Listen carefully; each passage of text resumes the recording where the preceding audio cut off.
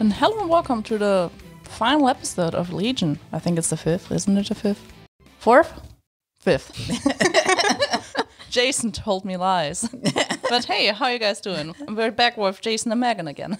We're actually live, and I feel like that's such a rare treat these days in the pandemic, so we can see your face and just, have human contact. Yeah, it's pretty nice. It is pretty amazing, and we're surrounded by 3 cats, so they might be ringing in the background.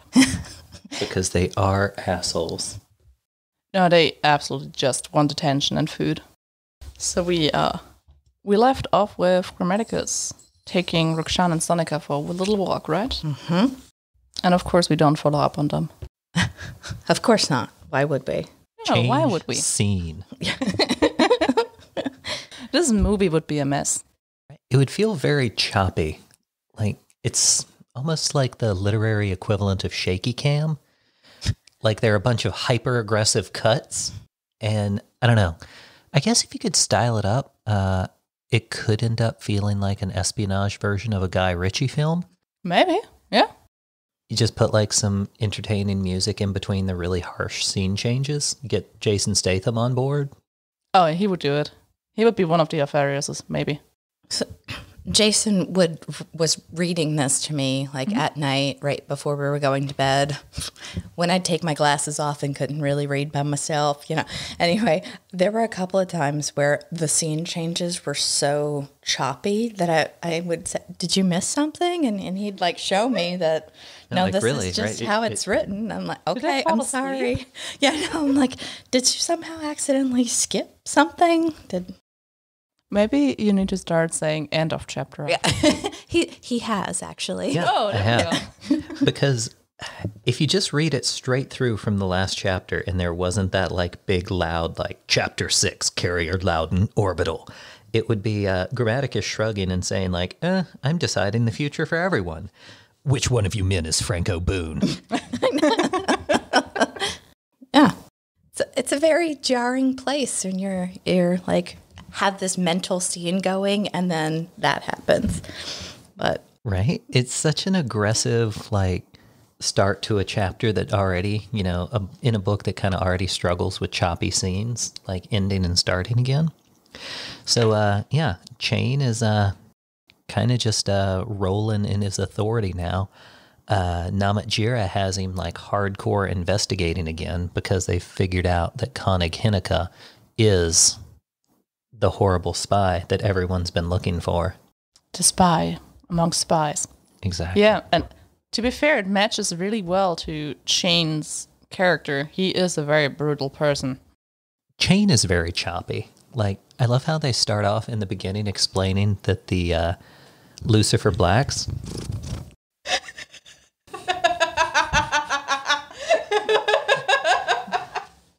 So the microphone belongs to them now. I hope you can hear the cat purring into the microphone. Oh yeah, definitely. That would be Cataly Portman for the listeners coming to say hello. Climbing a microphone. Yes. So the Lucifer play. Yeah, he starts out by saying they're used to just exchanging short, completely unornamental barks of information at each other. And that's kind of what he does here, and I think it throws Boone off a little bit. Because Boone's just kind of hanging around with some of his Gene Whip buddies. And Chain comes up, picks him out of the lineup, and says, "We will converse. Come here." "Begging your pardon, sir," said Boone, "but I'm a little occupied. We're marshalling the second wave for drop. Come back in a couple of hours." "I believe you understood my instruction to be optional, Franco Boone. It was not. We will converse. Come here." And it's so entertaining to read that out loud because it's so jarring and choppy. It's you, here, now. This is something I did not see as choppy, but I can see just reading it out loud. Yeah, true. But, he also asked Sheen to take off his helmet to make it a little bit less jarring, but I feel like he regrets this question a little bit. I think he regrets it. I think it's because he feels like he's lost a little bit of the control that he wants to have. I mean, he's a Gene Whip. Everybody listens to him. Well, And Shane, yeah, dude, he doesn't want to show his face, I would assume. But he takes it off at least. He does. I think it just feels awkward to Chain. Like, it really doesn't seem to register. He even asks, like, why? When Boone asks him to take his helmet off. Like, he doesn't get the eye-to-eye contact or, like, the human interaction angle, and it just seems like a unnecessary inconvenience that's just going to waste 10 seconds. But, so, digging back in, Chain is trying to get back and figure out what is going on with Paedo Sonica and Hurtado Bronzi. Because to basically, even in the Geno 5-2, everybody thinks Paedo Sonica is dead. And Hurtado Bronzi is essentially, I think he is now the most senior hetman in the Geno 5-2. At least the one we know about. Mm-hmm. There. There's always a chance to have some unsung heroes, I guess. And especially, I feel Shane is probably extra mad because he was investigating them before and he missed things, and that's not okay. He cannot miss things. Can't have it. Nope. And Boone even points it out. It's like, you arrested and questioned both of them already. One of them's 5 months dead. What's up? I have to say, I think Chain is one of the most likable characters in the entire book. I agree. It's really odd. He just wants to be good at his job, and he is pretty good at his job. And as opposed to many of the other very over-the-top, overly complicated characters in this, Chain just wants to get in there and get the job done. No muss, no fuss, just keep it rolling. And Yeah. I wouldn't have described him as likable, but as competent. yes, Yeah, he is super good at what he's doing. that's true. That's true. I guess competent is a better way to describe him. But considering some of the other characters we're coming in contact with, I feel like competence almost makes him likable because I feel like Grammaticus is so bad at his job. And then you have some of the other characters involved. And I mean, this is my very first Warhammer novel, and it just feels like the Alpha Legion makes things so much more complicated than they need to be. They do. They And really many do. times needlessly. And so Chain's just like, I want to get my job done. I want to move on. I'm not going to put on a gold mask and a 8-foot long ostrich feather cape. 8 meter long. 8 meter, sorry. Ostrich cape, which in this book makes him much, much better than a lot of the other ones. I don't need. Yeah, pretty much the only time he doesn't just get straight through everything and get everything done is when the Alpha Legion directly foil him. And I mean, if the only people that can really out-thank you are like Alfarius himself, that's a pretty good job record. Oh, yeah, absolutely. Because like Grammaticus is just like goofing around the entire time, and I don't know, he like wavers back and forth between being not good at his job and being like dramatic. I think Megan even like was calling him Dramaticus for a while and didn't like. It's a fair point. He is really dramatic and cocky. Mm-hmm. But speaking of that competence, I think Dan Abnett does do a very good job here at really illustrating that. And he could have at a lot of points just said like, Chain is like a hyper competent, bodyguard, but he's done a very good job, I feel, throughout the novel of showing us that. Yeah, show, not tell. Yeah, exactly.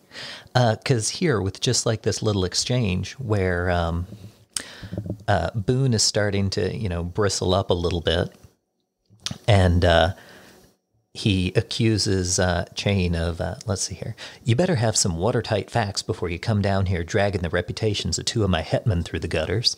And Chain, completely unshaken, says, the famous Chiliad loyalty. How does it go? Company first, Imperium second, Geno before Gene? I was told to expect you'd close ranks. It's like he already knows so much about the Chiliad, and he's done like a terrific job. Just like figuring out what he's doing.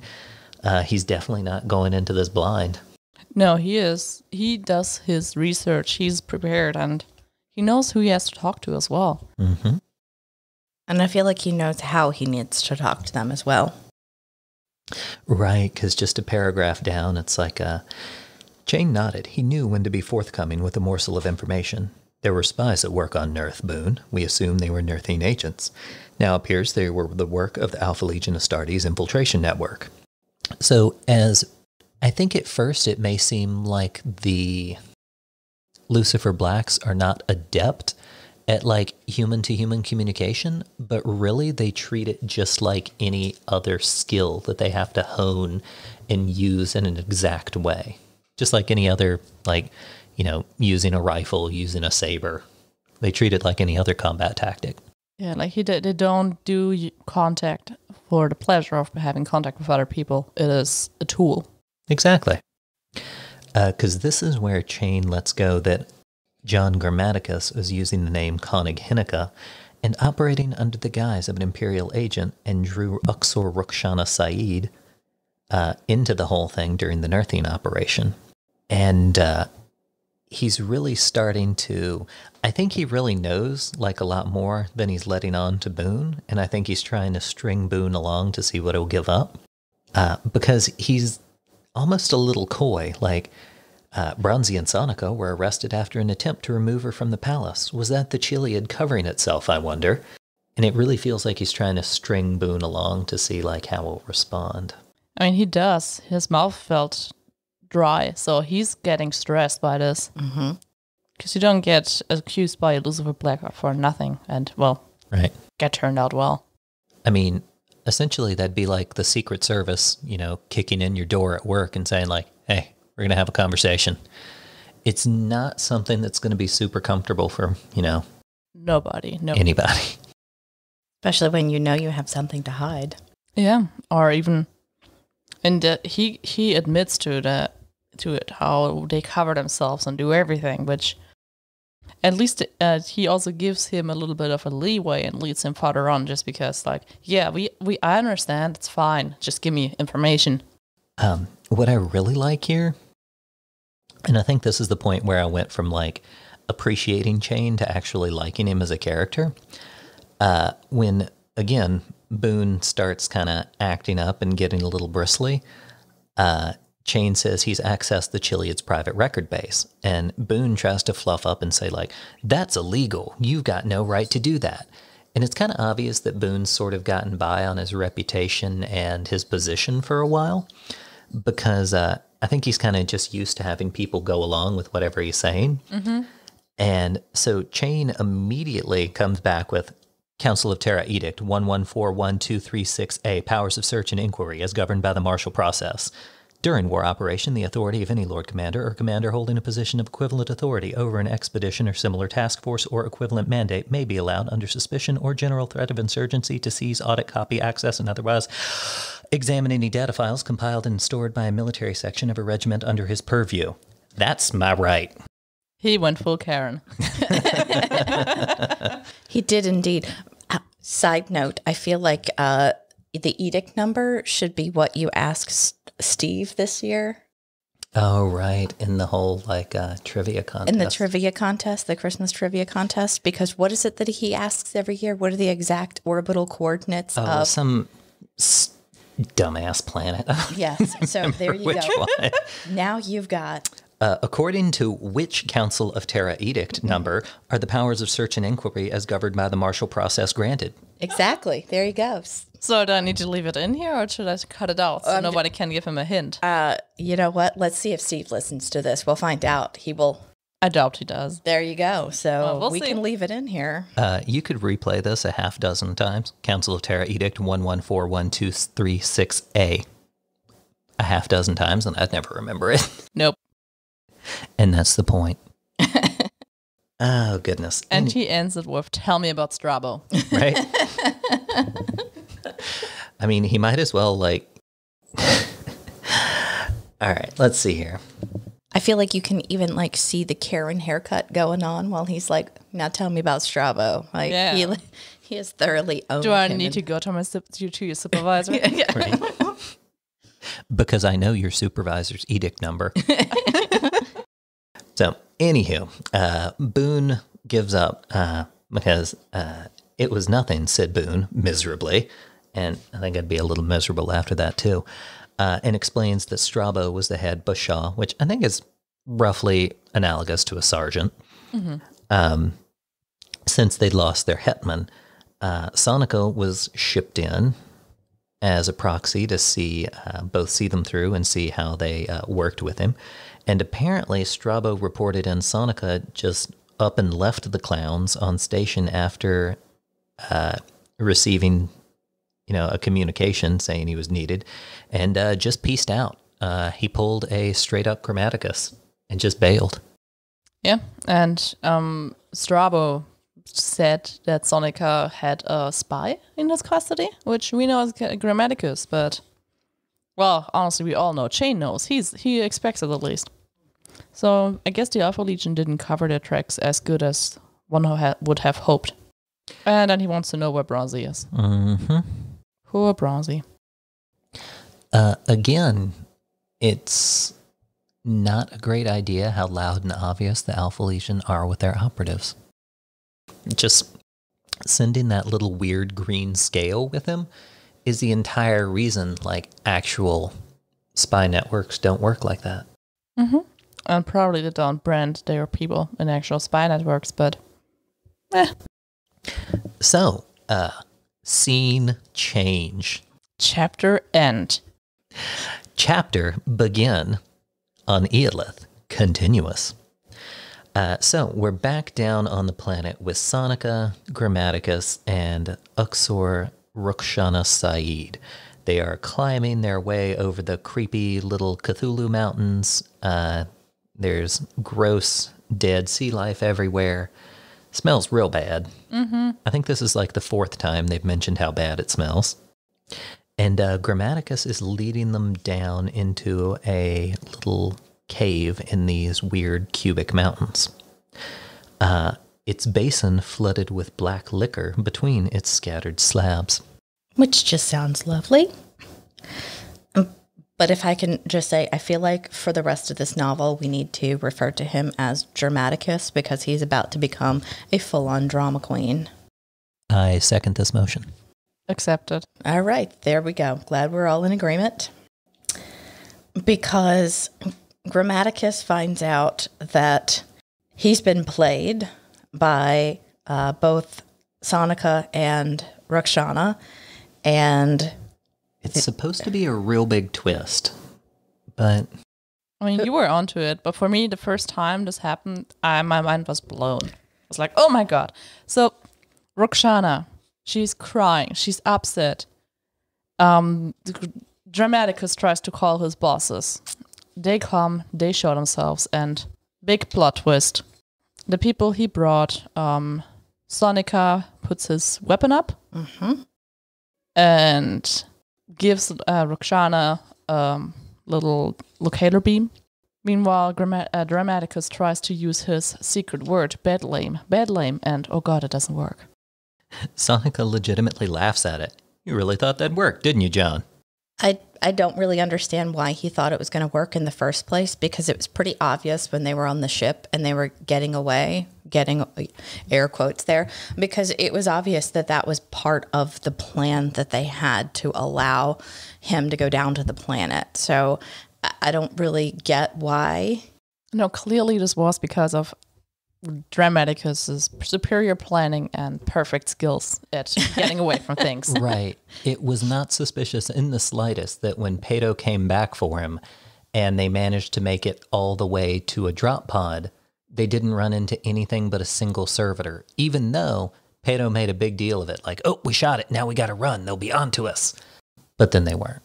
No, they weren't. You would think that would be suspicious. Like, the Alpha Legion would have put more thought into at least making it look like they were pursuing them. Because this really feels like they basically should have, left the bar open and a little flashing, exit sign above the drop pod. With 3 suits of armor for them to go down onto the planet. Yeah. I don't know. The only thing that throws me off a little bit, how did Pato and the Alpha Legion know what the trigger word John was trying to implant in Peto's mind was supposed to do so he could fake it. That's the only... I think it's just supposed to make him compliant with whatever Dramaticus is saying.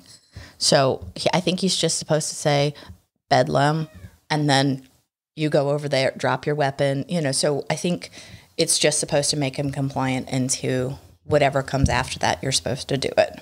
Maybe they probably need to know what word is actually supposed to be the trigger, but somehow they avoided him getting influenced and getting a trigger word installed at all. But the questions would be still, how do they avoid it?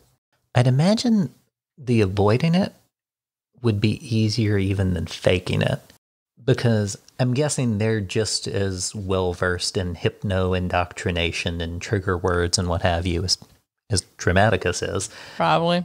So I imagine they can counter it just as easily. But it seems like it would have been very easy for it to go south if the trigger word didn't mean exactly what Peto did. Because what if there were like a couple of trigger words? Like one was supposed to make him compliant, one was supposed to make him like do something different. Or sleep. Or sleep. Don't you just assume that he was being monitored by the Alpha Legion in his cell, so the Alpha Legion could tell what he was trying to implant? That's a pretty good point. Or maybe they entrusted that Dramaticus trusts himself enough to just rely on a single word instead of multiple ones for safety. That does seem like classic Dramaticus. He's got a style. He does have a style, and he does stick to it. He does very much. The man knows his theme. Okay. Now, because he's been, in his mind, betrayed. Betrayal. No! Most foul. He's got 50 Alpha Legionnaires surrounding the Cabal in this chamber, which is then surrounded by, a backup army. I love how Alpharius just materializes. The Primarch walks forward. Cabal, he said, we meet at last. On my terms. That's like the cheesiest, end of a mystery, thriller TV show line. Honestly, Alpharius and Dramaticus, they all could go together and have a little drama party and figure out who's the biggest queen of drama. That's true. That is true.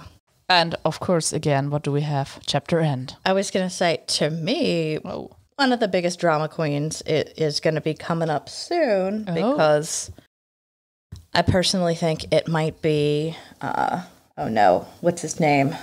Who's in charge? Lord Commander Namatjira. Oh, I think yeah. Namatjira. Oh, that's a good point. He's the only person in the entire novel to legitimately throw a champagne glass. Oh, my. Not at somebody, but still, he does throw a champagne glass in a rage. He's also the only one that we know of that has his own makeup artist traveling with him. So. He does. True. But we are going back to Bronzy because they're onto him. They are on to him. And nobody helps him. And That's surprising. And it's really difficult for him to, attest to innocence when he's literally marked. Yeah, again, the policy of putting your stamp on people, they might need to think about that again. Maybe they change it afterwards. That would make more sense. Or just give a bunch of random people the mark. Just throw them off. Just do it at random, like to have. I mean, all those trend tattoos, like everybody has the infinity sign or a feather or a bird. They just need to make that of the Hydra. Right. Or everybody has it, kind of. Oh no, this means I crossed the Hydra in one of the ships we flew over the planet. I did herpetology in college. We all got them. Yeah, there was a fraternity for that. Are you a member? That's the perfect way to infiltrate the planet. Just turn it into a basic college girl thing, and it will fly under everyone's radar. Perfect. So, anywho, Moo and Bronzy and the rest of the Geno 5-2 have staked out their little territory. They are taking and holding territory like champs. And a Jackal gunship flies down out of the clouds, makes 2 passes over the Joker's position, and settles down on the flattest patch of rock in the immediate vicinity. Hits the ground. Lucifer Blacks pile out. Bronzy immediately. He knows.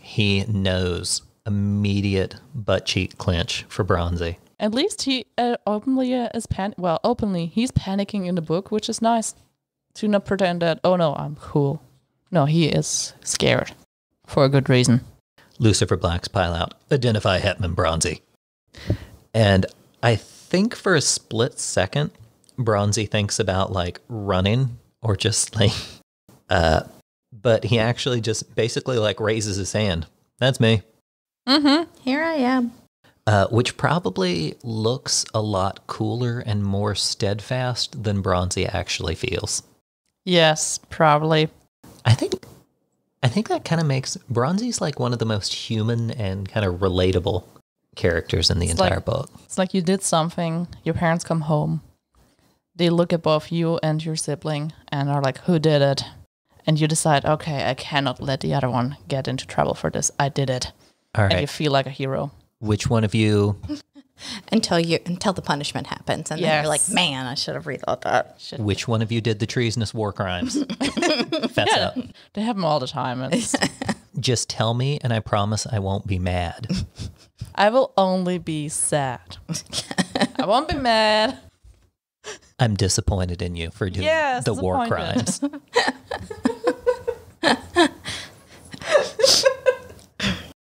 I do like at this point, Honan Mu tries to like pull rank and say, I can't allow this. You can't remove my hetman during an operation. She's trying. I think she likes him, even though nobody wants to admit to it. I think she likes him. I think she's trying to do what she can to protect him in the way that she thinks she can. But this is clearly above her rank at this point, and that is not going to... It's not going to stop what's happening. I also love that she's, Bronzy, what have you done, you silly old dog? That line kind of jumped out at me as being a little weird. Like, that's, you big silly. Why are you getting arrested by the military police? And you don't even know what you did. Are you up to your antics again?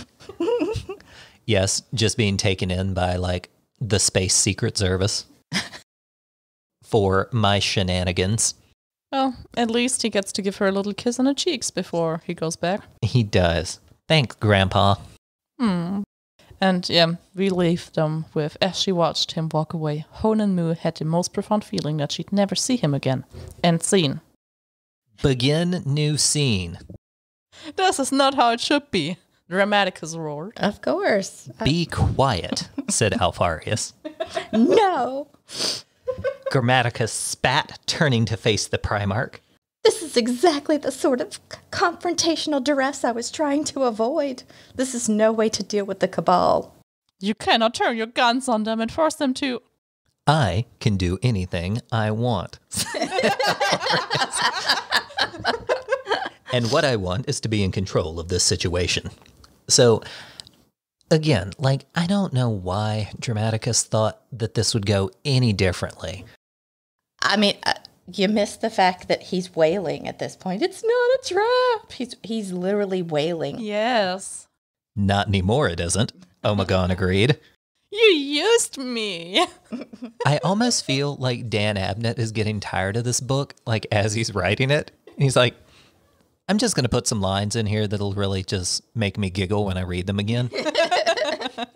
I'm done. I'm going to have some fun with this. I absolutely understand. You have a 1,000-year-old guy wailing and being upset, and oh my god, you betrayed me. How could you? Right? At this point, he's literally 5 times older than the Primarchs themselves, and he didn't see any of this coming. Because he's not good at his job. He's really not good at his job. I mean, even though he's a psyker, he's no match for a Primarch, I guess. Well, it's not just that, but again, I go back to the fact that he had known Rakshana for, 2 days or something? It has to be true love. Yeah. The only true love I have experienced in 700 years. The only feelings I allow to have myself for Yeah, okay. another woman. Yeah. Okay, after 2 days, nobody's hiding you from this many people looking Right? for you. It just Nobody's doesn't happen. hiding you from the space police after 2 days. It's not just the space police. He had multiple people looking for him. He had Alpha Legion, the Lucifer Blacks, like he had, and the Cabal. So he had all sorts of stuff going on. And the fact that she was willing to try to hide him from all of that should have raised a red flag. I'm going to hide you from the commissars, the Space Secret Service, the military, and literal aliens. We met Tuesday. I mean, this one night was very good, so yeah, absolutely, Al. No. A career soldier's not going to do that. So No. yeah. And I feel like for a person that's 1,000 years old, the fact that there could be this sort of psychic scrambler that would make it difficult to read somebody's mind, he had to have come in contact with that somewhere before. Right? Probably, like, There's no way this is a new technology to him. That would be like me being surprised, like, you have a microwave? My plans are foiled. Right. I mean, what I really appreciate here is it is a little callback. Roxana, why? And she starts unbutton her suit. And she keeps going and Take your top off. yeah. And she pulls the seam aside to show half of her breast. The Hydra brand appeared like a beauty spot on her pale skin. Why isn't the brand on her hip like literally everybody else to this point? Because it's way more unhandy, she would have had to undress. It takes long. It would have been a much more awkward scene, I think. And she takes off everything. It would have been a lot more of an awkward scene if it was like, hang on, let me take off my bad weather gear, undress these weather-resistant pants, and undo my flak jacket. Ha! Betrayal. Also, maybe they just like to stamp it somewhere else between, I don't know. Maybe she asked for it there. We don't Maybe, true. Guys, let's be honest. Because she's dramatic too. She's dramatic too, and Dan Abnett wanted to say boob. That's Probably, yeah. Because he's secretly a 14-year-old boy. He wanted to show half of a boob. The right boob, especially. yeah, side boob. It's very important to a 14-year-old boy. So, after this, Grammaticus just looks away and sinks. No, Dramaticus sinks to his knees. I'm surprised he doesn't wail even more and cry. Surprised there's not like a dramatic zoom like in a soap opera. If this were being filmed, there would be. There would definitely be a dramatic zoom. Man, I need to look for a dramatic sound effect. Oh my God, there's even an evil twin, just like the soap operas. There we go. Maybe this. And she shows the seam. No. The Hydra brand appears. Boob Hydra.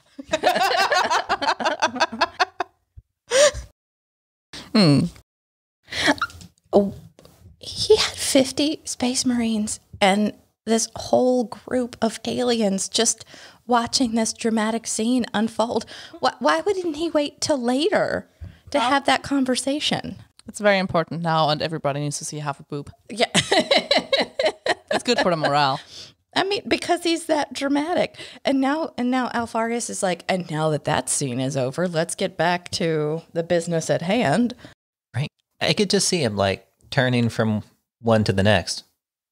Well, that's done. Let's talk about the aliens we've just taken prisoner. Yeah, and the aliens also completely ignore everything which was just happening. Like, we don't like what you did, but okay, let's talk. I think this following scene is way more entertaining if you keep the mental picture of John just throwing a tantrum in the background while the Alpha Legion and Cabal are talking. Just sitting there on his knees crying. Yeah, Yeah. like if this was a shot-for-shot like drama, Alfarius and the Cabal would be talking, and like over his right shoulder you could see John like flinging his arms in the air, maybe like hurling his little, transponder to the ground and storming off, or Hitting the pillow, screaming, wailing, being unhappy. screaming into a pillow. Because this truly is a soap opera It is.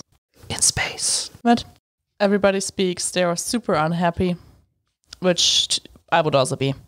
I don't want to be surrounded by 50 Astartes with their guns. It's a little unnerving. I will say here, as much fun as we make of this, it's kind of hard to tell, like, years down the road, because, well, this novel was, I want to say, 2008? Yes, Austin was talking about it very much. Because It's a big deal here, because I know it's just, We Are Alfarius is the ad nauseum Warhammer meme. But before this novel, the idea of a twin Primarch for the Alpha Legion wasn't a thing. And so this is history. Yep. It is a very interesting way to reveal it too, with Alfarius telling them to begin and then having them say that they want to speak with the entire Primarch. And Alfarius saying, "You are," and then them coming back on him and saying, we know that that's not true, so we want to speak with the entire Primarch. And especially they did it really well, because in the book we read before, The First Heretic, there's a little hint of it. They talk about how potentially it was Alfarius. And it mentions in the scene how there are too many limbs in the drop pod, or in the ingestation, whatever pod. And apparently back then, Austin really had a bunch of theories of what could this be. It can be potentially a twin. It has to be some weird Xenos thing.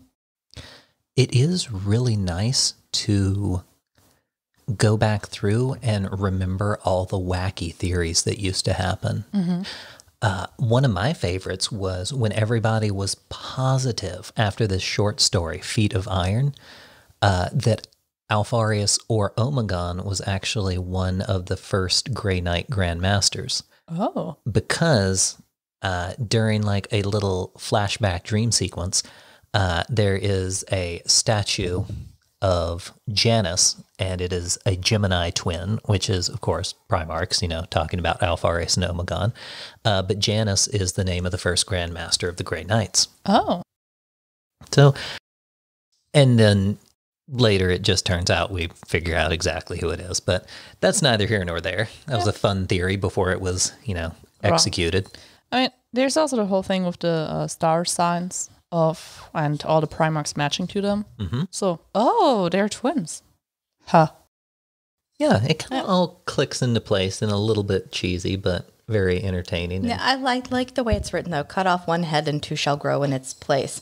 Alone amongst the gene sons of the Terran Emperor, you are the only twins. You are both the Primarch, one soul in two vessels.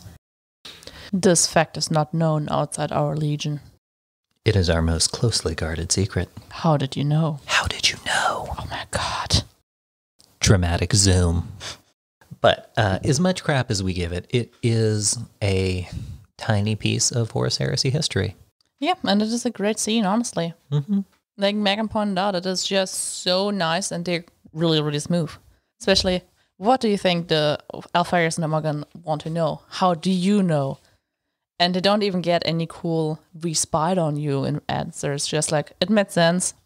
Yeah. You just looked up and studied you and compared everything. Like, yeah, you had to be that way. Oh, also, the oldest and the youngest son were the most significant ones. Horus for what he will do, and you for what will you undo. You speak heresy, Omegon growled. It is kind of an interesting mental picture, too, because Galatro is a interpolator. And I think, don't quote me on this, but in the Ravener series, there is a little insectoid dude named Unworth, who I think is the same species. And they're pretty tiny little dudes. They're like about 3 feet tall. Oh. So just the mental picture of this little bug man, kind of think like Gregory from Dragon Ball Z, or like translating for all these like giant like supermen. It's just Warhammer's just full of little dudes. Warhammer is at its core little dudes. Oh, yes, we will. There are some books we need to read for that. But so essentially this is like a longer version of describing what Dramaticus has described this entire time. Speaking of a coming war, a great doom, Of course, Alpharius and Omegon staunchly deny it. It's a division that could never happen. Horus Lupercal is War Master and the Emperor's right hand, and the most loyal of all. Everything he does for the Emperor. Mm-hmm. I believe you intend to show the seeds of dissent with these wild tales. And pretty much what it comes down to, guys, we need to bring our car so we can show you on the TV. So let me grab the car, and then we can keep talking there. And they have them now. They have Alpharius and Omegon, and they're just like, do it. So we've just had this super dramatic scene with Dramaticus and Rakshana. We've just had a very dramatic scene between the Cabal and Alpharius and Omegon. I just felt like of all the drama, like followed by drama, the fact that the Cabal are like, just come on back to our ship. And they're like, okay. There's no fight. There's no, how are we going to be in control on your ship?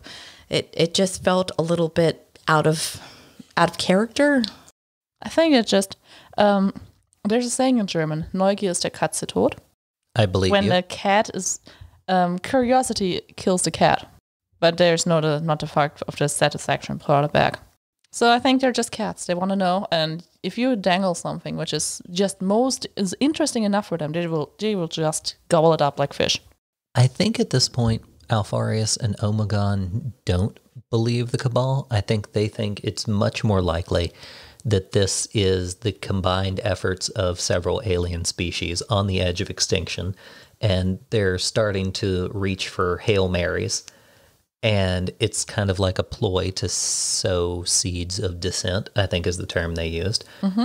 But I think it's just enticing enough for the Alpha Legion that like they have to know one way or the other.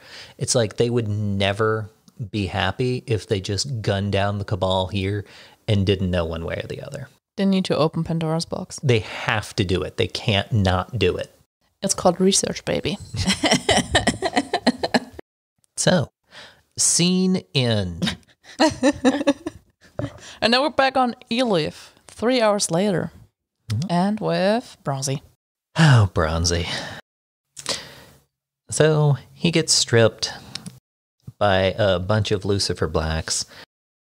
He tries to ask questions, doesn't go well. Hatch opens, Dina's chain comes through. Hurtado Bronzy. Bronzy said nothing. You're detained on the suspicion of being a covert operative of the Astartes Alpha Legion. No, I'm not, but you have a Hydra tattoo. Yeah, like he tries to deny it. I didn't do that. That's a mistake. You planted the green leaf thingy. This is wrong. You've got the wrong man. And now he's going to show the scale that the Alpha Legion left because they're so good at their job. Mm-hmm. I don't know what it is. You must have planted it, of course. You planted that space cocaine. But hey, did I plant your sick brand mark too? You're literally labeled for their convenience. Don't annoy me, Bronzy, said Chain. Tell me the rest. And the rest, if I must, sir. This is so nice because this is the exact beginning of the book. Everything. I mean, we just dropped in with him confessing it all up. I am kind of curious why they decided to put that scene at the very beginning of the book. It's like, because it's completely out of context in the very beginning. Mm-hmm.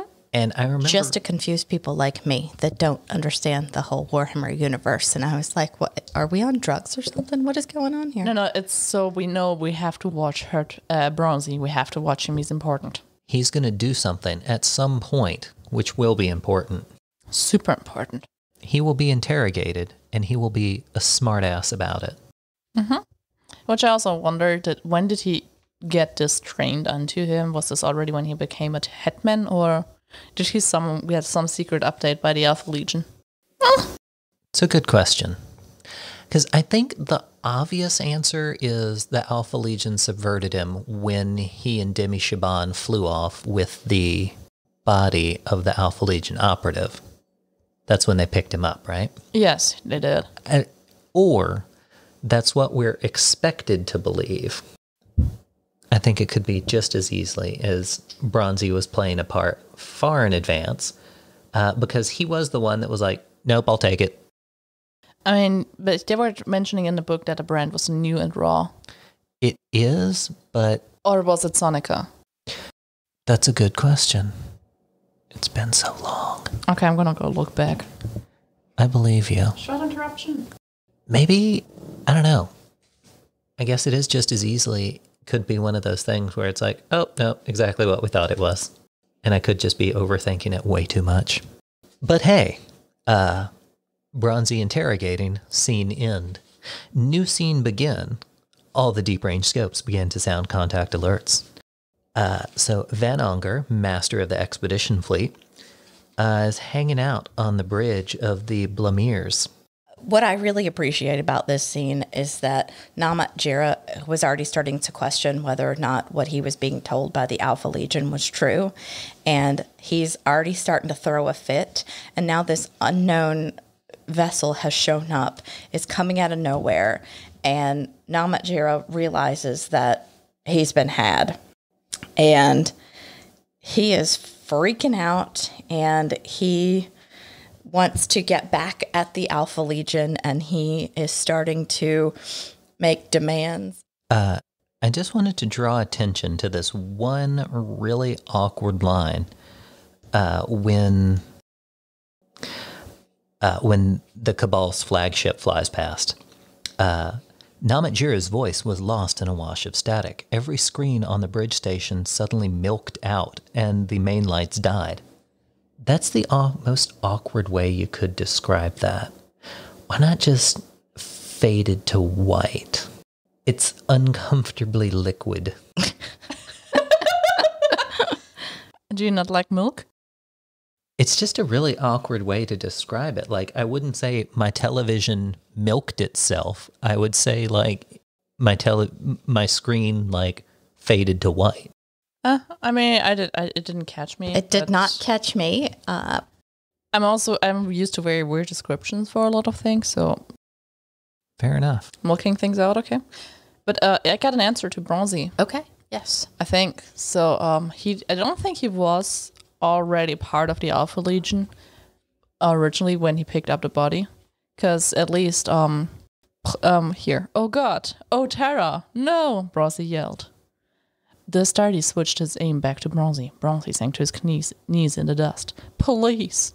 As I said, the Space Marine remarked, stepping forward, its bolter aimed. There's only one option. Why are you doing this? Bronzy pleaded. For the Emperor. If he's in on it, there's no reason to do all of this, just because they shot his friend. Okay, that's a good point. If he's already part of it, I mean, I guess if you are part of an organization where you kind of expect your coworkers to get killed, you would not be like, oh no, more like, why did you do that? I like this guy. I guess I wanted it to be deeper than it is. A level more of deceit and lies. I'm not mad. I'm just disappointed. And this time it was not even a war crime. It's true. So, back on the bridge, Namat Jira is getting a little salty. This big giant thing, it went right past us, sir, replied Van Unger. Whatever it was, it just went right past us. Scene end. New scene begin.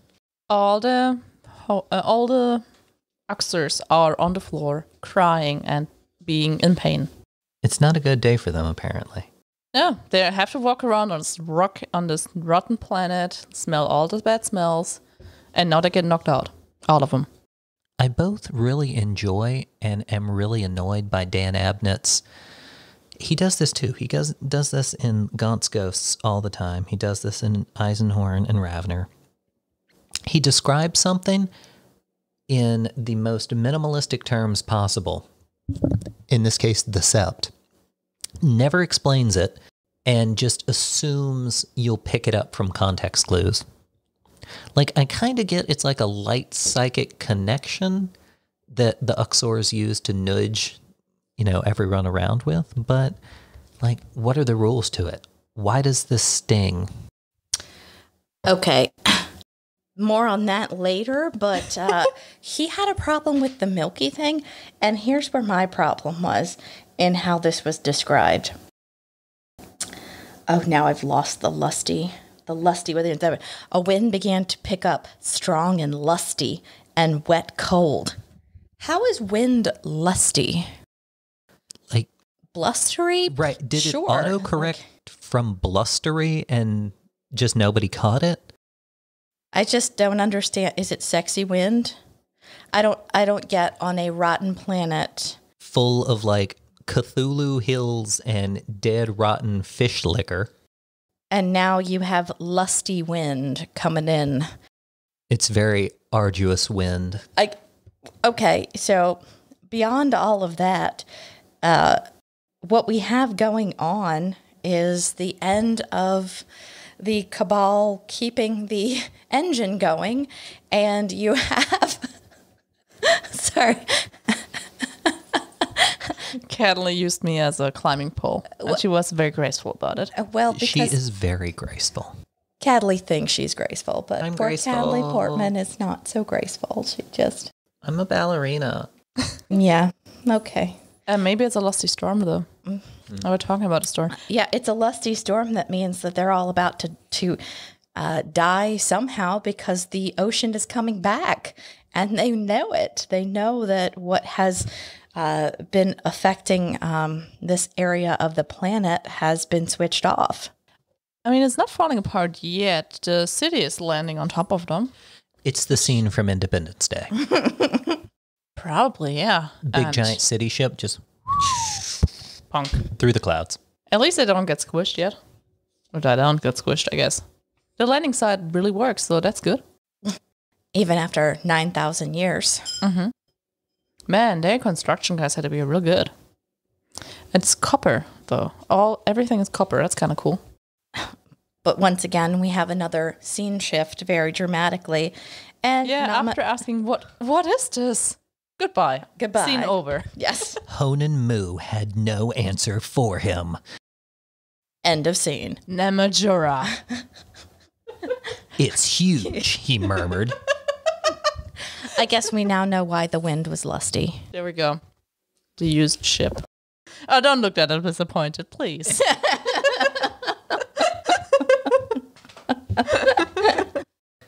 I'm afraid we can't determine any details apart from its size. It is resistant to our probes. That's what she said. Sorry, that's just needed to be there. So, it's landed precisely at the location Alfarius instructed me to secure, said Namajira. Do you think he's trying to pull one over on you at this point? Honestly, at this point, you are supposed to secure the thing.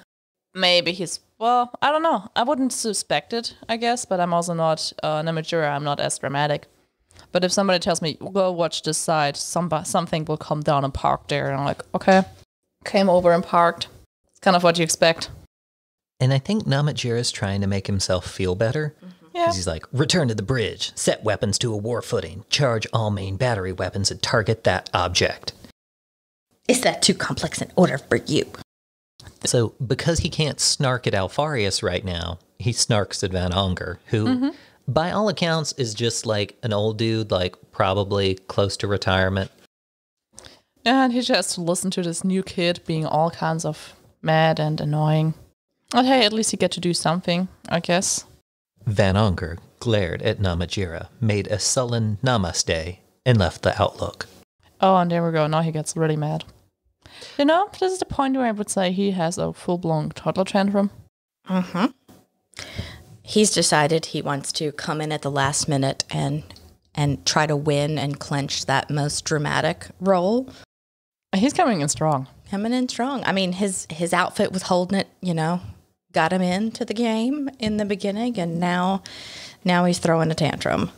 Because he understands. Unless he lied to me, said Namajira. Unless he's already making contact with the Cabal and learning their precious secrets for himself. Well, this is when he, Oh, it wasn't a champagne glass. It was a wine flute.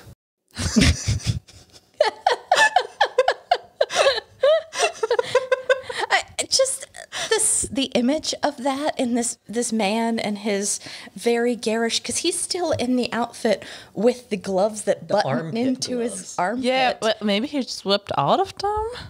Slipped into something more comfortable? The scene changes are very explicit. The wardrobe changes are not. True.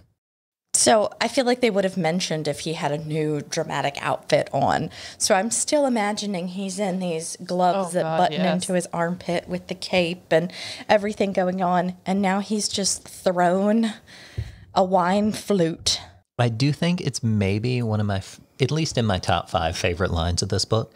He crossed the lookout and poured a flute of wine, sipped it, and then dashed the glass against the window ports with a snarl of fury. He walked over there, poured that wine, wanted to make it look like he didn't pour it just to throw it, so he takes a sip and then throws it.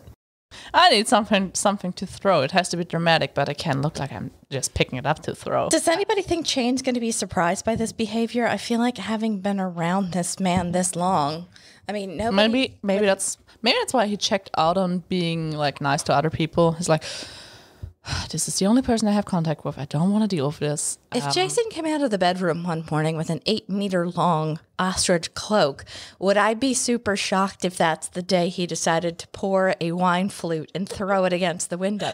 No. I mean... With a snarl of fury. I mean... He's warned you. He has warned you with his wardrobe. I mean, I don't know what you were expecting. I mean, if you come out dressed for drama, you will do drama. It's a very... good. That's a better, closer to the heart saying than Gino before Gene. Yeah. Dress for drama, do drama. Hey, at least... Nah. He just seems so, almost like petulant here, too. He plays us, he growled. He plays us and uses us. Everything he promised me, the honor, the glory, the emperor's gratitude, was that all lies, too? Chain shrugged. My favorite is that's it. I'm gonna write a report. He's got this big hissy fit meltdown, and then he's like, "You contact them, and if they don't respond, then I'm sending a report to the emperor." Chain poured another drink and handed it to his master. You see, he's all over it. I guess this happens a few times, so he's just like, okay, he drew that one. Let's give him another one. The man knows his job. Yeah, he's good at his job. Get me a link to the Primarch. Person to person. And Dinas. Yes, sir. Show this Bronzy no mercy, said Namajira. Break him, mind, body, and soul, and pluck his secrets from him. Yes, my lord. That was a nice, creepy voice. That was terrific. And we leave them. Next. What new drama can we find? Well, Sonica here gets 6 because teleporting is just not his thing. I don't think it's anybody's thing. I mean, I don't think the Astartes mind for the most part. They don't, but they literally have an organ to make sure they don't get vertigo. Oh, okay, cool. I didn't even know that. Yeah. Shoot, I forget what it's called. No, just the Emperor making the superhuman. He's like, we need this one thing so they can travel by teleport without throwing up, because that's just not cool on a different ship. Oh, it's actually, I'm never going to say Space Marines are biologically feasible, but it does seem like they put a tiny bit amount of thought into it as far as like anatomy and physiology goes, because it's a tiny implant, like I think it's called the Lyman's ear, but it's in their brain. So, you know, when we get dizzy, it's from, you know, the balancing features in our ear, but it's super for Space Marines. We don't have the time to have that argument as to whether or not they're biologically feasible, since the calorie requirement for something that large is not feasible the way that they eat. So, you know, that's a time and a discussion for another time. What I remember estimating the basic calorie needs of a Space Marine based on average calories per kilogram for a human, because we don't have it. And it would have been in the neighborhood of 8,000 calories a day just to maintain. And then if they're doing a lot of activity, it would go up from there. So if they have to get 8,000 calories a day and they can, it isn't seemingly feasible to me that they... And that's just a human at their dimension. I mean, there's no telling how many additional caloric requirements and like metabolic returns are going to be required from all the superhuman aspects. So I'm not saying it's not cool that they put that detail in there and made it sort of roughly translate to human anatomy and where we would need additional help to make that happen. But from a calorie standpoint, this is just... We're arguing toilets on the Millennium Falcon at this point. Exactly. So, okay. I wonder if all the other humans all got sick. But they got to the ship. They are on there. It is raining. Odd. I do think it's interesting that they specifically say when they teleport, it's the arrays of the battle barge. The arrays? Yeah. That's like the second paragraph down. The teleport arrays of the battle barge had relocated them all, Imperials and Cabal aliens alike, from the dark cave to a wet rock platform at the halting site, just below the gilded lip of the Cabal's parked vessel. And that's a little odd, because the way teleportariums work, it's point to point. So... But I don't think they cannot use the Alpha Legion stuff. So it has to be some weird alien tech, which also teleports them, but may be different than what normally is used by the Imperium. That would make more sense. Yeah. But, giant copper and gold vessel. Yeah, it is so big. Roxana, Sonica nearly go nuts by it. Just because the scale is insane. And I can understand this. I've seen a few houses where I'm just like, this can't be real. I'm too close here. This cannot be real. Now that Jason has transported me into the nitpicking of things that just can obviously not be real, gold and copper would be too soft a material to actually be used in space. Yeah. It has to be some kind of weird psychic alien technology. Maybe they makes it extra fast. Something else, I don't know, but it could just be paint. It did make me think too. There are a lot of almost Lovecraftian elements. Like once they've hit the planet, there's like dead sea life, all the weird cubic hills, and then let's see, the like vessel that is too alien, too large, too unparalleled to accommodate in his mind without collapsing into madness. Like that's something too big, too unknowable, like that could just squish you and not even notice, is like the hallmark of Lovecraftian horror. True.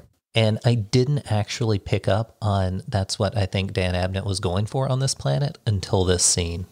So Sonica and Roxana are hoping not to get into the vessel. They're like, our part's done. Can we peace out? Unfortunately, they are expected to go on to the ship. Yep. But they have a little talk. Oh no, Dramaticus hates us. Oh well. Of course he does. We betrayed him.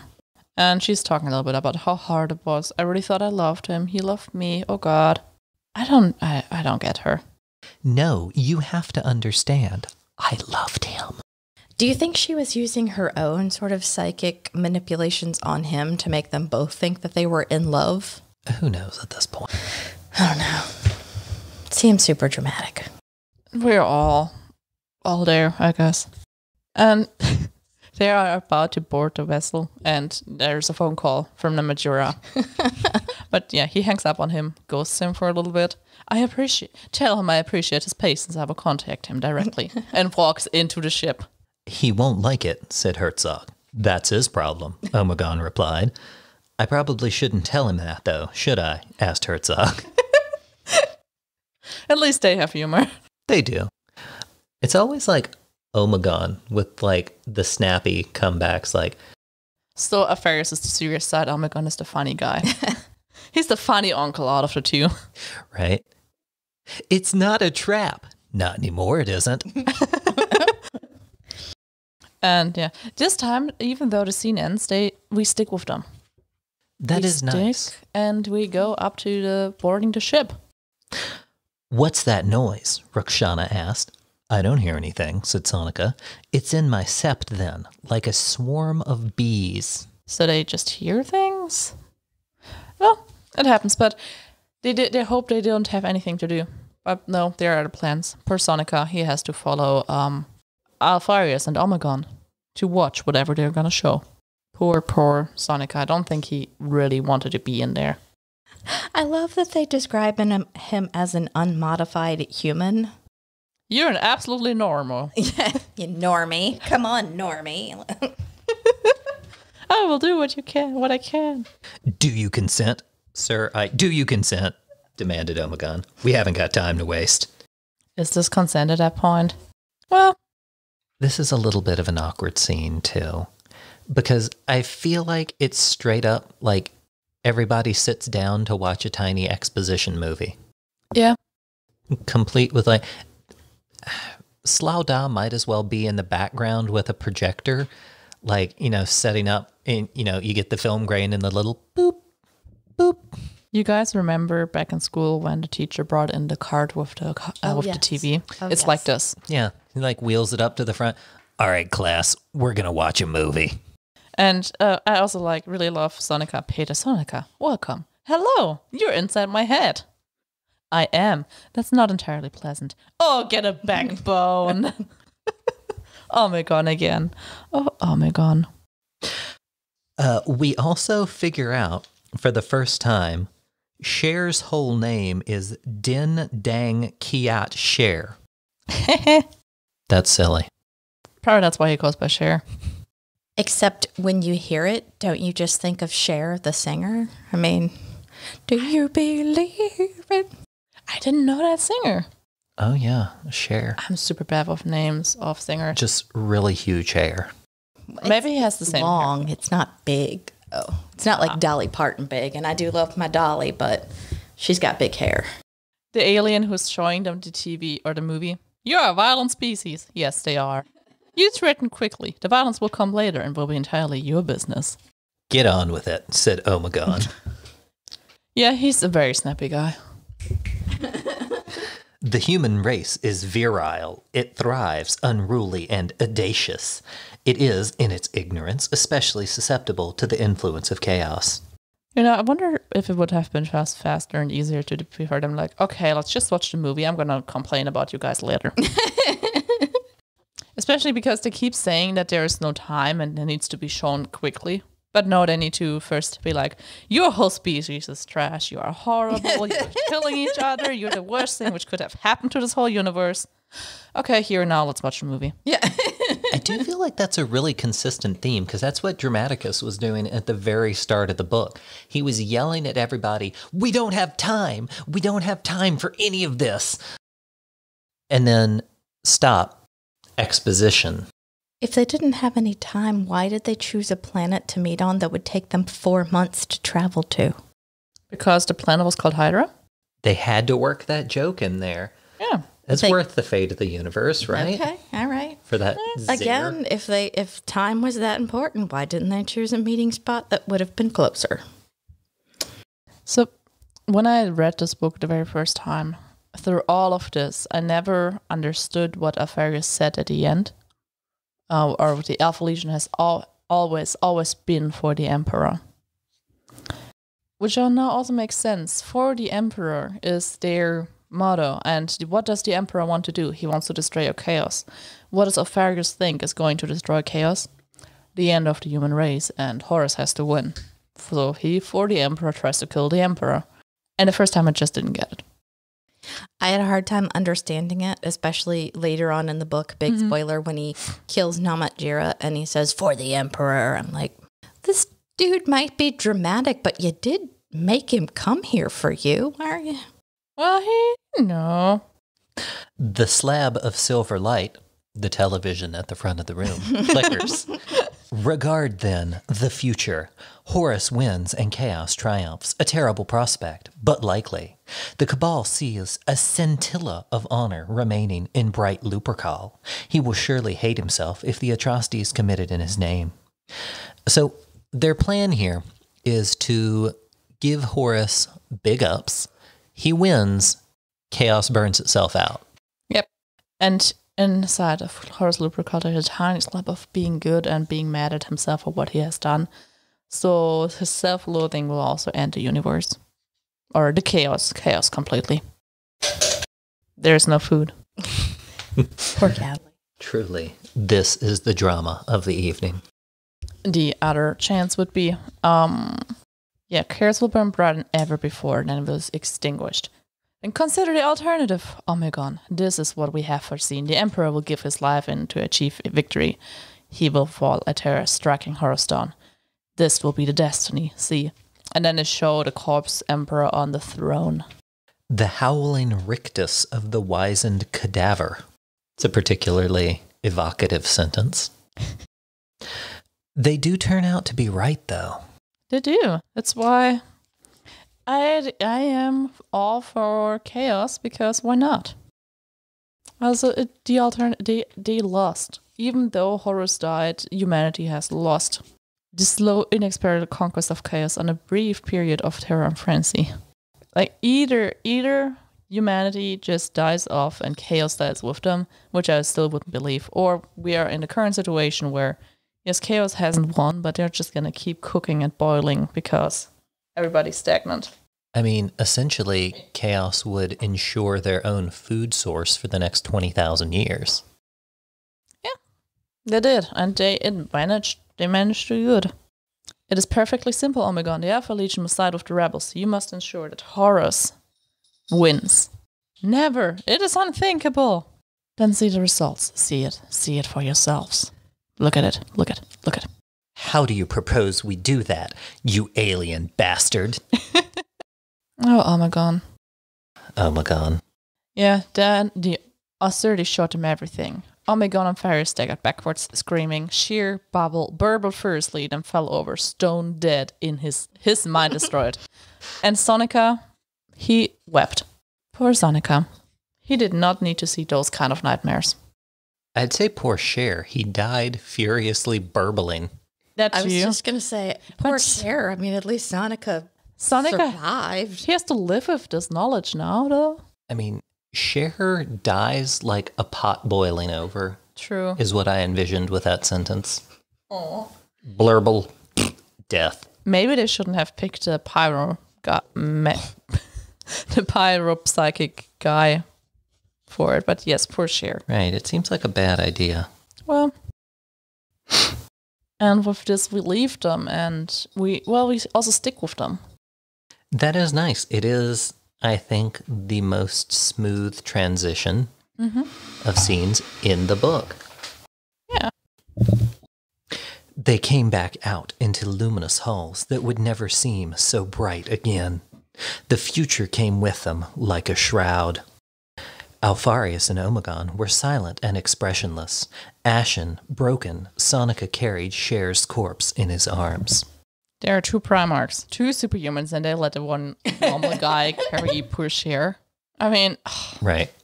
It would have barely have been like carrying a sack of groceries for one of them, but they make Sonika lug the dead human body back out with him. And then I just stare at each other a little bit. I always wonder, the Alpha Legion, like, they are the part of the same person. Do they just look at each other and have insight, just a conversation between each other, which can't even be detected psychically because they're the same person in two bodies? Maybe. I assume that's what's happening right now. Probably. Hopefully. I mean, at the very base, like, all Primarchs are supposedly latently psychic, right? And so no, they're just staring at each other. And Rukshana tries to figure out what's going on. Everybody tries to figure it out. But they don't have time. And then Dramaticus. He saw the audacity. It's a terrible thing, pedo. Quite terrible and wonderful too. Wonderful, Sonika burst out. How can you call it that? And I feel like this is supposed to be a super deep point because Dramaticus says, because in all the horror it offers a chance, pure and simple to save, spare, and protect. I don't think much of that chance, John, he replied. Which is fair because they expect the all of humanity to sacrifice themselves for space. Right. Which, that's a pretty shitty choice, honestly. Then Slouda just rumbles in. Well, he asked in halting, Serving thickly weak accent. vermin species. Hey, yeah, he doesn't use the bug this time. He actually lowers himself to the monkey level. What is your response? All right, Caro, for you, like, this word must seem super weird. Do you pronounce it Monkai or monkey? I personally go for monkey, I guess. I don't know Monkai. I think that's how it's supposed to be pronounced. I've heard Black Library, like, voice artists pronounce it both ways. Obviously, it's supposed to be monkey, as an ape. But it's been around as a Eldar word for... if I would read it in a German novel, I would prosecute for Monkai. Because there's a E and it's a I, so Monkai. But in English, it's just monkey. Yeah. Because we are descendants of apes. For them, we're still apes, just really, really violent apes. I just remember the very first Black Library audiobook I ever listened to. Mm-hmm. The voice artist pronounced it Monkai, and I've never been able to not mentally hear that. Oh, okay. Because I heard it when I was 15, and it just stuck. Also, Slowda is really quite a number. He comes there and just looks at them. What are you gonna do? Are you gonna be strong enough, or are you just gonna be a little piece of shit and pick yourself? If you want somebody to sacrifice the whole species for the universe, maybe be nice.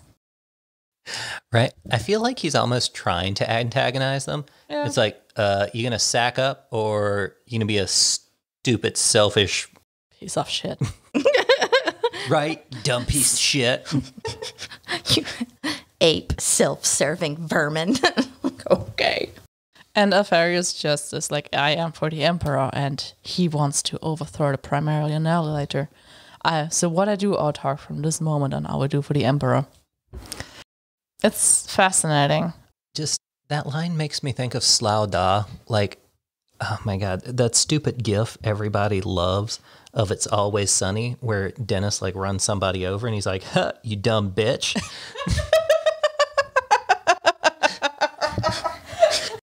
The only It's Sunny meme that I mentally always think of is, and so I just started shooting. So I just started insulting them.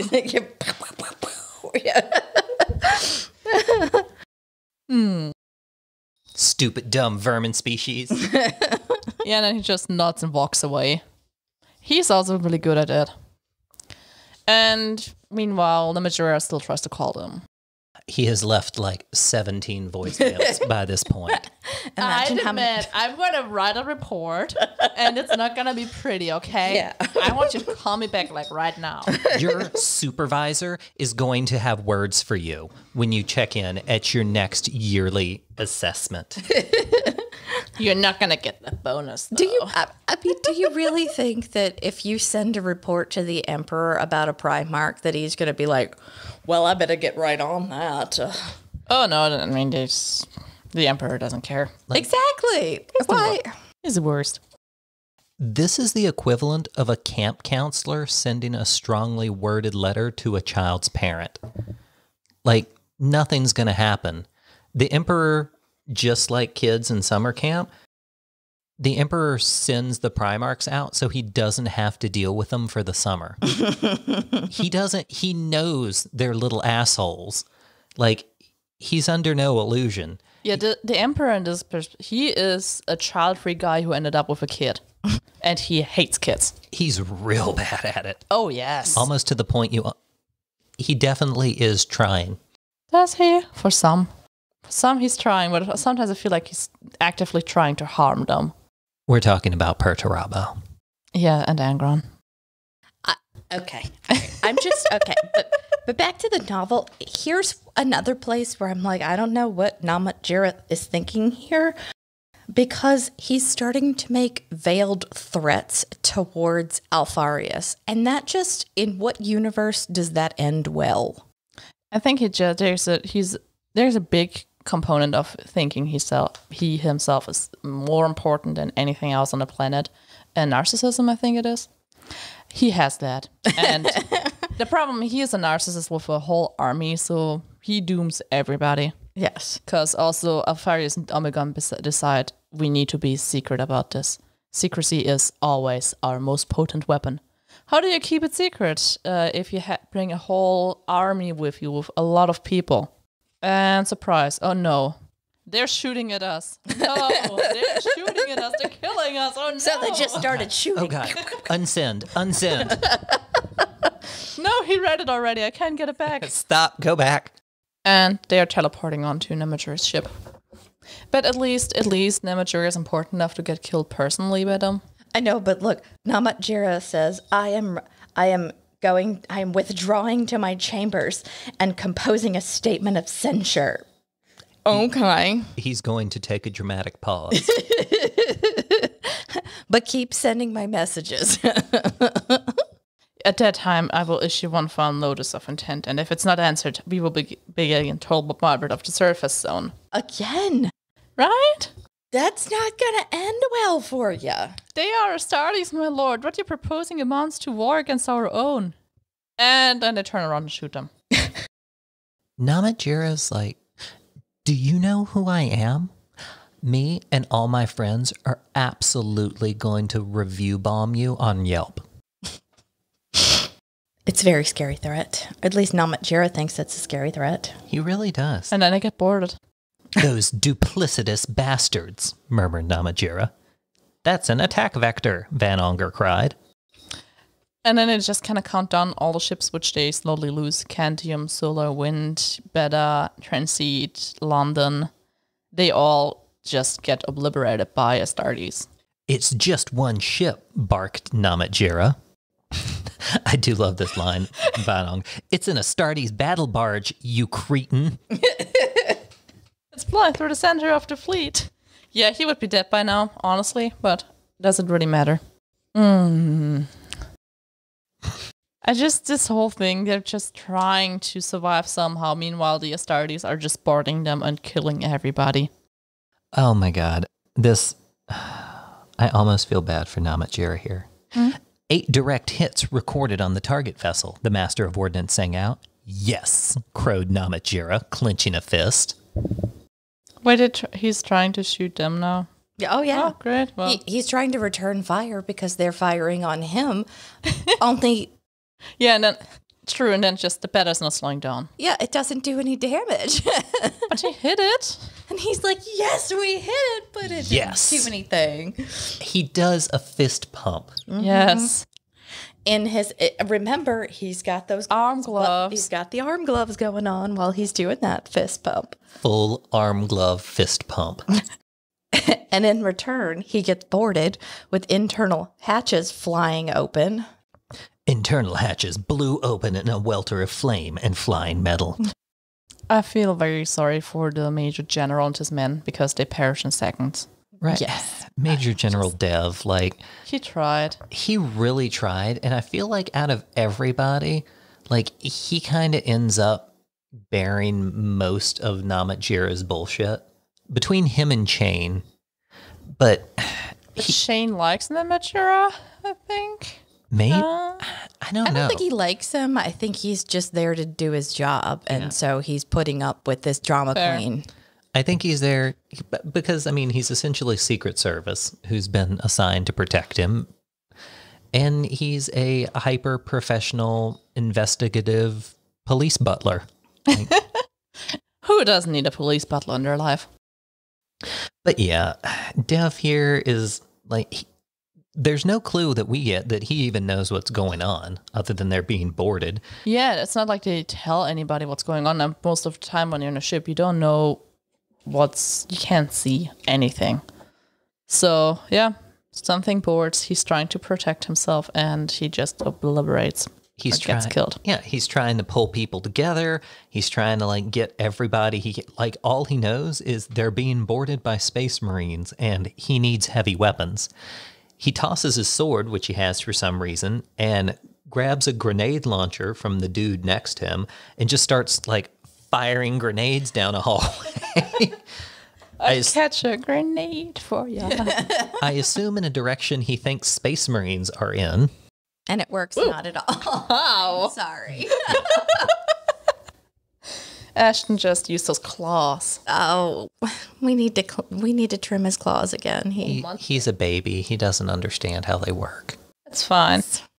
I hear. I sit. Yes. If Ashton could speak, it would be in screaming just all of the time. So I'm very sorry. We will trim his claws. What dis? What up there? I need that. Oh. What happened? So, poor Dev gets obliterated, and we go back down onto the floor of the planet at Honolulu. And they see they are on the planet surrounded by rotting corpses, look up and see how the two fleets are going at each other. And it's like, oh, crap. I guess I'm not going home anymore. I missed the bus. And now the bus is exploding above me, and I'm on a nasty planet. And the planet's super safe system just shut down. So, okay, we're going to die. I forgot up until this point, too, that Honan Mu has like a baby Uxor with her named Tiffany. Oh, no. It's spelled cleverly. Tiffany? It's totally Tiffany. It is. Right? It's Tiffany. That's Tiffany.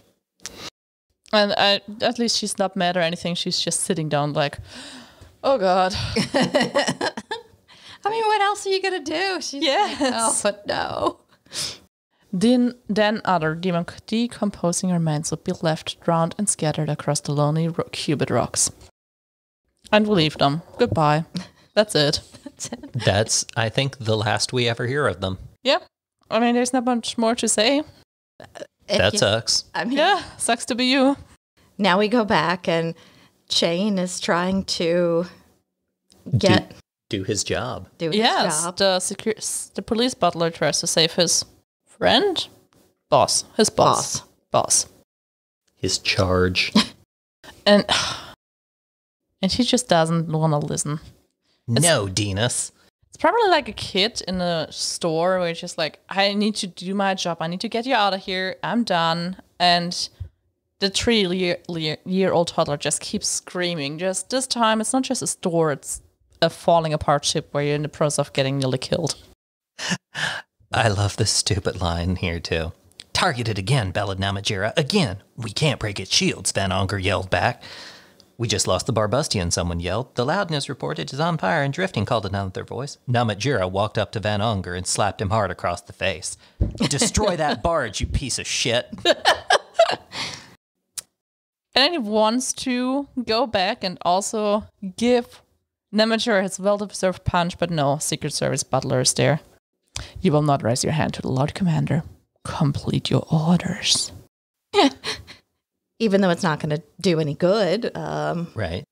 And then, contact. A second contact. Dramatic zoom. Everybody turns to face the rear window. Where there's another battle barge. It's the Alpha, not the Beta. Oh, no. It's the Alpha, whispered Namatjira. It has opened fire. This time, Namatjira allowed Chain to lead him away. Yeah, it's a little too late. And we go back to Bronzy, and oh God, Bronzy, bless his soul. He's like, they're coming for me. See, like everything which is going on, the whole ship falling apart, is just because they need to get Bronzy out. Mm-hmm. Like they would not just throw him to the gutters when they needed to. You know what? I was kind of surprised that they actually did come and save him. Right? If I'm being honest. That's fair. It's even Sonica who comes and gets him. Yep, Pedo Sonica and Thanner. Mm-hmm. Still got a Falks. It would have been easy to leave him, so I got to give some props for actually. True. Actually, I just thought about that, though. He's in a tiny little interrogation cell. Probably they also have some kind of beacon implanted. Yeah. But Thanner is using a falx. It's like a 6-foot sword stick. That's got to be really awkward to use in such a tiny little You're room. not supposed to think about this. These are, 8-foot tall supermen with implanted organs and 3 lungs and 2 hearts. The interrogation room is also big enough so Nastarte can fit in there nicely and still fight. There's always space. Like 100%, I'm picturing like the interrogation room from like any episode of Law and Order SVU. Mm-hmm. Like Olivia Benson might as well be there. Wait, they usually don't strip the people down and strap them naked on a torture chair or is Special Victims Unity very different than what I'm used to? It is SVU. No, it is what you are thinking of. Okay. But anyhow, the point is, he gets enough of a swing with a 6-foot sword on a stick that he decapitates one of the guys. That's how he sounded when he got decapitated. Anyhow, Bronzy is excited that they have come for him. We look after our own, said Thanner. Then they pull him out of the cage. There's Bronzy, he got tortured. He gets tortured real good or real bad, depending on your viewpoint. And he looks at Sonika and is like, you look real bad. It's a testament either at how much Bronzy is focused on Sonika or how bad he really looks in the end. Right. It's like, I know this has been going on for 12 hours, but you look like shit. But not a guy who got tortured is the one who looks bad. Yeah, right. So, all right. Next scene. I'm so happy about the scene. I like this scene. Not going to make fun of it all that much. It's a good scene. Prepare for immediate departure, Chain cried into his Vox. The Lord Commander will be aboard in 20 seconds. I don't believe he will, said Alfarius. Can just see him coming out of the shadows. Yeah, Primarch had emerged from the dense smoke pouring it down from the carrier space. And he just has a gladius, You're not important enough for my good weapons. right? I didn't even think about that. Right? I mean, a gladius to a Primarch is like a butter knife, essentially. I'm killing you with a spoon. Right? He might as well use those little utensils from the MRE kits. It's the same thing to him. So wait, it's a spork? That's even worse than a spoon. So the Lucifer Blacks, they're like a half dozen of them. They do their best. They shoot him with las pistols. It doesn't do anything. What I'm kind of curious, though, the first swing Alfarius makes, one swing of his sword broke the back of the first Lucifer. A man is charging at you. You swing a sword at his front. How does that work? Sound waves. Things are louder in space because there's no air to get in the way of the noise. Right. I just assumed that it cleaved straight through him and ended up breaking his back. Yeah, maybe that too. I mean, okay, that sort of makes sense, but I mean, wouldn't you describe that way more dramatically? Like, Alfarius' sword cleaved the man in two.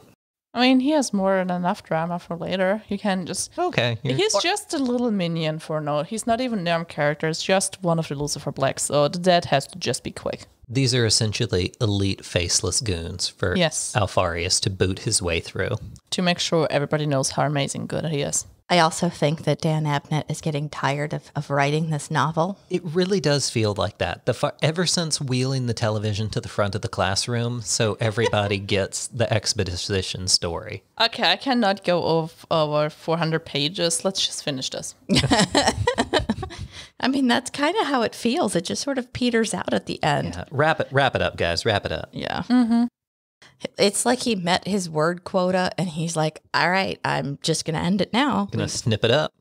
Yeah, and I mean, Alfarius definitely snips things up. He's just killing all of the super elite guys. Apart from Chain, who does swing his saber, blocked by the Primarch sword, but barely. Mm-hmm. He alters his attack dynamic. Alfarius had to take a step backwards to defend against Chain's extraordinary swordsmanship. The Primarch parried and thrust, but Chain dodged the strike and ran his saber into Alfarius' side. That's an barely augmented human.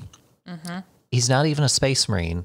And he manages to stab Alfarius, like, straight up through the torso. This little moment here. Yeah, he gets stabbed in the side. He's just like, looks at Shane, and Shane knows he's done for. He cannot pull out a sword anymore.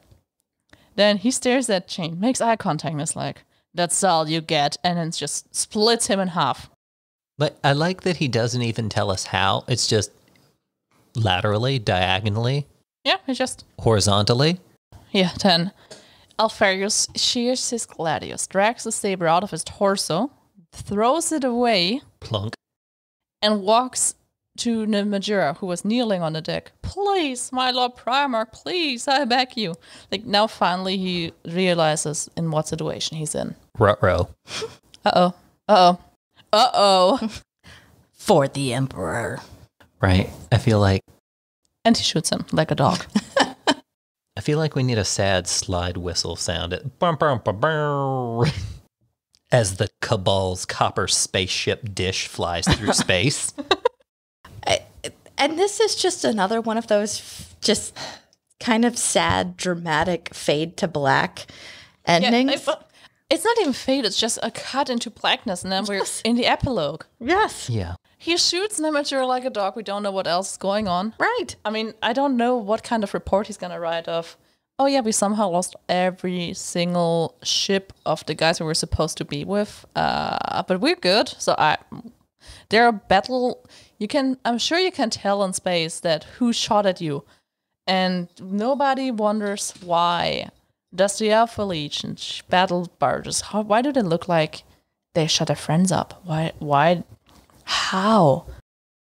What about all the humans on the Alpha Legion ships? Are they all indoctrinated? We will never know. It just fades out. And then the epilogue. Oh, Dramaticus. In his crowning dramatic achievement, John flings himself out of an airlock. Well, they don't actually say that that's what he does. He's just walking in the direction of the airlock. "John," Slouda called out, "you're heading in the direction of the external hatches. John." Why are you doing this, John? I wonder if eventually he's tired of walking behind John and just keeps projecting himself onto the blinky surfaces again. "John, what are you doing?" John, don't press the button. John. Oh, come on, John. John. I mean, at this point, though, he served their purpose, and if he wants to go and be dramatic and let himself out of an airlock, it's like, okay, you go do you, buddy. Yeah. I don't have time for you And anymore. then the last thing we get out of this novel is it wouldn't be his first death, but he hoped it would be his last. It was not. No, it wasn't. Oh, John, Maybe bless he your learned heart. something. No. No? It's John. Sad for him if he didn't learn from all of this. He probably died a few times, but I think he's learn resistant at this point. He learned that the real Cabal are the friends he made along the way. Well, I think that's did the you nicest make way. friends? Learn resistant. I'm going to have to find a way to work that into a conversation this week. That's going to be my homework. I'm going to work it in. That's what I'm going to do. They are success resistant. That's what I talked about. They're successfully resistant to learning. You have successfully failed. Success. Congratulations. Aw. All right. So, guys, we're at the end here. What are your final thoughts on Legion by Dan Abnett? Yeah. Well, Dan Abnett. God. Legion is a great book. It is super to make fun of, but you'll learn a lot in it. I really appreciate it. And I also decided even more that Legion, or the Alpha Legion, is just a very fascinating Legion to be into. I mean, as much as I make fun of this book, and Dan Abnett does have some black and white novels. Like, he did write Eisenhorn and the Gaunt's Ghost series, which literally set the precedent for so much of the Warhammer universe. But then, like, you go from this soaring gothic crime noir Inquisitor Eisenhorn story.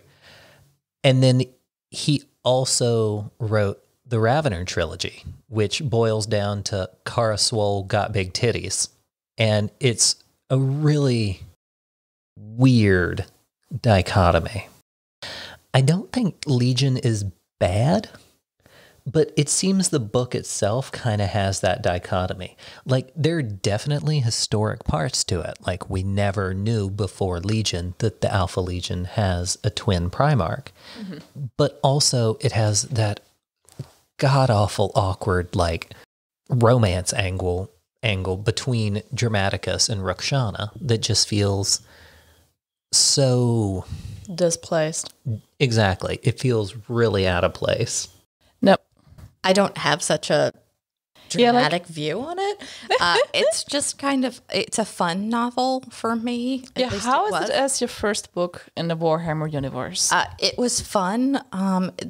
It did seem like the Alpha Legion made things a little bit unnecessarily complicated to the point of almost being wasteful. Mm-hmm. And especially since I understand enough about the universe to know that resources are really sparse once you get further into the Horus Heresy. And it just feels like a big waste of resources that they just kind of fling everything into all of these side missions. And so it certainly, I don't think it was a bad novel, and I enjoyed it, but I have no idea. I'll be completely honest. I think in the Heresy, Alpharius dies and Omegon does not, but I don't know that we fully know what happens to them. Is that correct? Okay. Yeah. So it's not super surprising that not very good things happen to them since they're wasting resources like that. So you're saying they deserves it? No, I'm not saying that they deserve it, but maybe if they could be a little more focused in their efforts and were a little bit... less of a mess? A little more focused. I just feel like you don't just throw 15 plans at the wall, and maybe if you could scale it back a little bit, focus in a little more, it wouldn't take as long and you wouldn't use as many resources in the process. Yeah. I gotta say, I enjoy spy novels to a specific part, but oh my god, space spies is just so much. And there's so many layers to this book to just go back to. So I hope... Yeah, I think it's a good book. I like it. I picked it for a reason. I'm glad you guys joined. Yeah. I'm certainly not mad at it, but it's just like, oh my goodness. Is the Alpha Legion always like this? I mean... Yes. Pretty much. Pretty much. The next book, which will be read, is going to be Mechanicum. And this time Steven is going to join. And then we'll see what's going to happen. Exciting. I look forward to it. Does it include any characters I know about? Maybe. The mystery deepens.